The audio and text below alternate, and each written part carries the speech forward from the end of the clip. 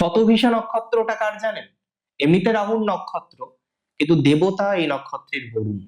বরুণ দেব। বিশেষ সচেতনতা রাখতে হবে জব, প্রফেশন ইত্যাদি বিষয়ের সিকিউরিটি নিয়ে। শুধুমাত্র একটু সচেতনতা আপনার এই জায়গাটাকে মোর অ্যান্ড মোর পজিটিভ করতে পারে।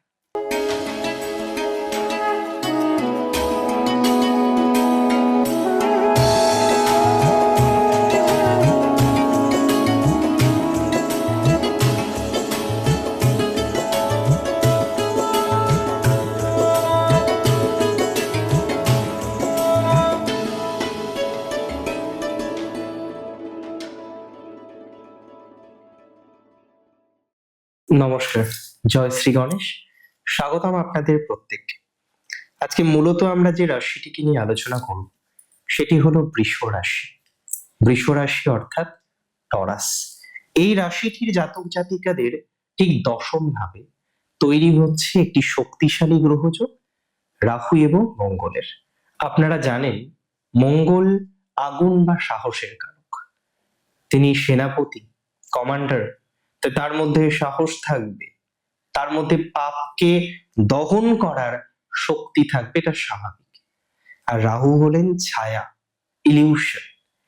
এই দুইয়ের মিলনে আমরা দেখেছি যে গ্রহযোগ তৈরি হয় তাকে বলা হয় অঙ্গারক যোগ। অঙ্গারক শব্দে যদি আক্ষরিক অর্থ আমরা বিশ্লেষণ করি তাহলে বলা যেতে পারে জ্বলন্ত কয়লা। আপনি একটা কথা ভাবুন তো, আপনি কোনো একটি রন্ধন প্রক্রিয়া শুরু করবেন ভাবছেন, যদি জ্বালানি না থাকে, যদি দহন শক্তি না থাকে, তাহলে কি আপনার অভীষ্ট রন্ধন প্রণালীটা সম্পূর্ণ হবে?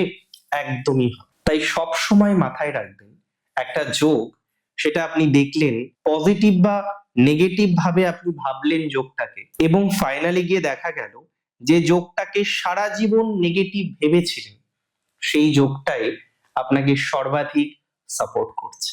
যে যোগটিকে সব থেকে ভেবেছিলেন না এই যোগটির জন্য আপনার ডেভেলপমেন্ট হচ্ছে না, এই যোগটির জন্য আপনার উন্নতি হচ্ছে না, দেখা গেল সেই যোগের যে চালনা শক্তি তাতে আপনি আপনার জীবন চক্রকে বিকশিত করতে পেরেছেন, আপনার জীবন চক্রকে ডেভেলপ করতে পেরেছেন।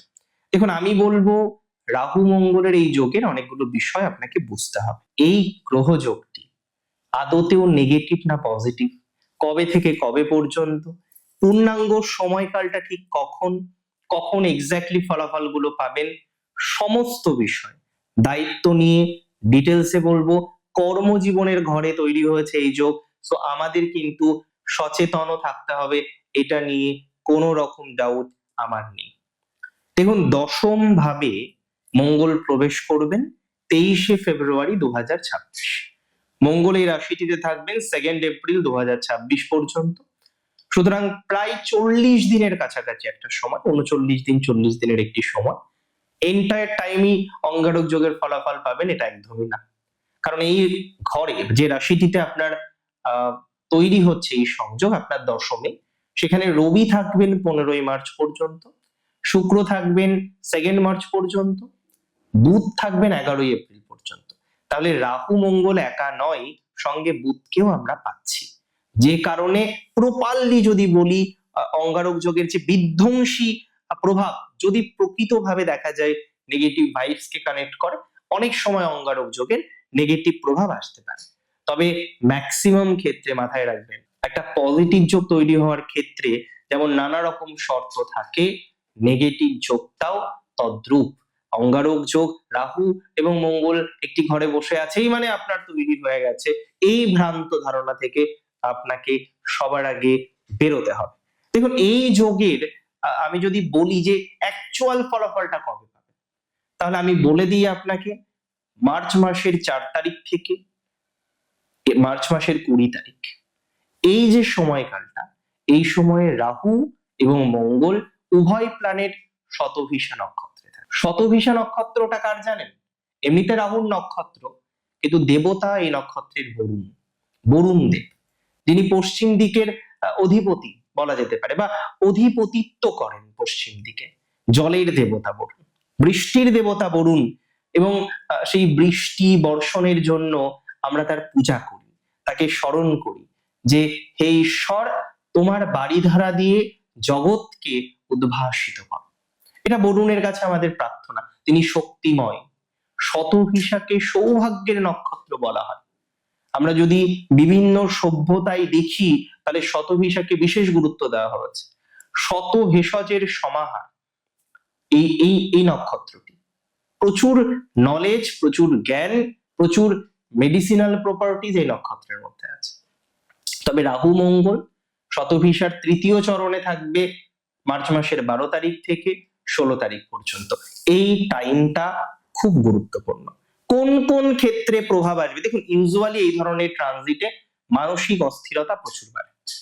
মনে হবে এই চাকরি চেঞ্জ করে নেব, চাকরি পরিবর্তন করে নেব, চাকরি ছেড়ে দেবো, না অফিসের বস টক্সিক কালচারের, এখানে কন্টিনিউ করা যাবে না, এখানে সার্ভাইভ করা যাবে না। তার মানে মানসিক অস্থিরতার জন্য আপনার কিন্তু জব সিকিউরিটি, চাকরির সিকিউরিটি, প্রফেশনাল সিকিউরিটি নিয়ে বেশ প্রবলেম তৈরি হয়ে যেতে পারে। এই সময়ে বিশেষ সচেতনতা রাখতে হবে জব, প্রফেশন ইত্যাদি বিষয়ের সিকিউরিটি নিয়ে।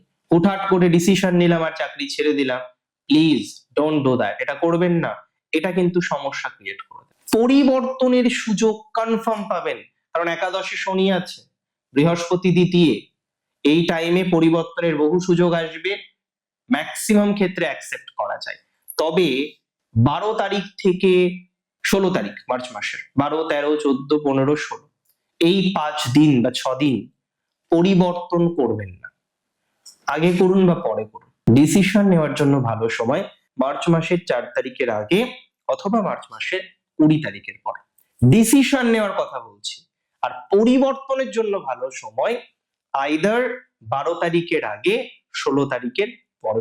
12 থেকে 16 গুরুত্বপূর্ণ কাজ না রাখা ভালো। যদি খুব প্রয়োজন না হয় এই সময় ট্রাভেলিংটাকে বাদ দিন।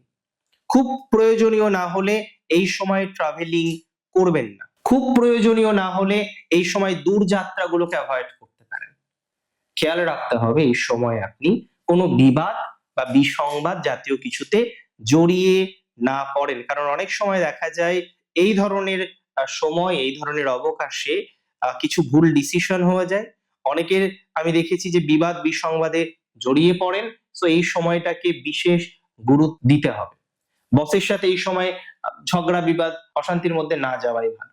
যেহেতু অন্যান্য হেভিওয়েট প্ল্যানেটের সাপোর্ট আছে, দশমে থাকলেও মেজর কোনো ইস্যুজ আসবে বলে মনে করছি না। তবে ভ্রমণ করতে হতে পারে অতিরিক্ত। যাদের ভ্রমণই কাজ, মানে চাকরিটা ভ্রাম্যমান, ঠিক আছে, 12 থেকে 16 সচেতন থাকুন। যারা ড্রাইভিং করেন সচেতন থাকুন। Just consciousness needed. শুধুমাত্র একটু সচেতনতা আপনার এই জায়গাটাকে মোর অ্যান্ড মোর পজিটিভ করতে পারে। তবে হেলথের ডিস্টারবেন্স আসতে পারে অতিরিক্ত প্রেসার নেওয়ার ফলে। কর্মজীবনে অতিরিক্ত প্রেসার, চাকরি জীবনে অতিরিক্ত প্রেসার, অতিরিক্ত প্রেসার নেওয়ার ফলে একটা ডিস্টারবেন্স আসার মতো প্রবাবিলিটিস দেখতে পাচ্ছি। অতিরিক্ত চিন্তা আসার ফলে একটা ডিস্টারবেন্স আসার মতো প্রবাবিলিটি দেখতে পাচ্ছি। অতিরিক্ত চিন্তা করা যাবে না। অতিরিক্ত চিন্তা করা মানেই বিপদ। অতিরিক্ত চিন্তা করা মানেই সমস্যা।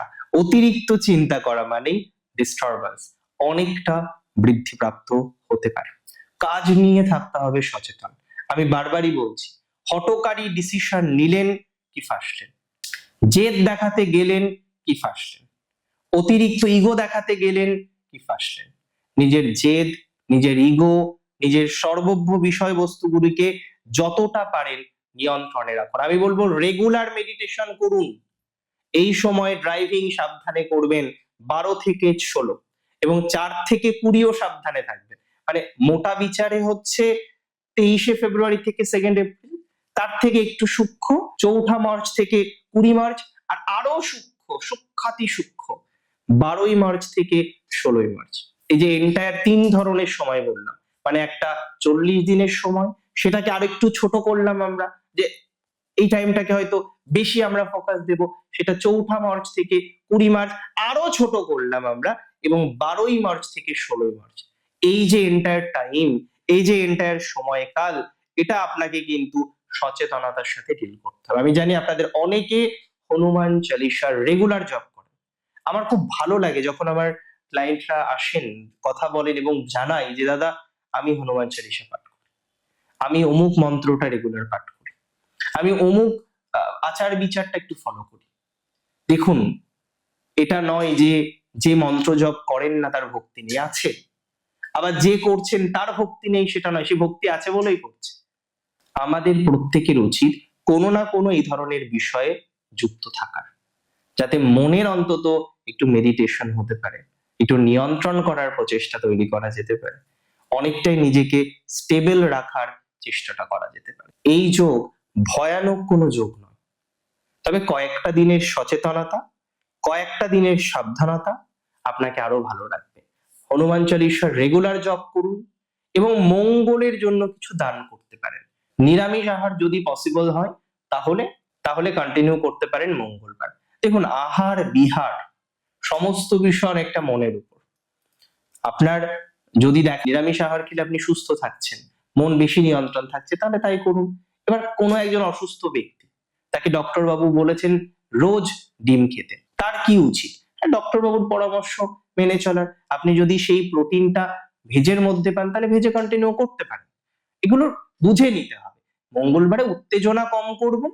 নিরামিষ খাওয়ার অর্থ কি? নিরামিষ খাওয়ার পরামর্শ কেন?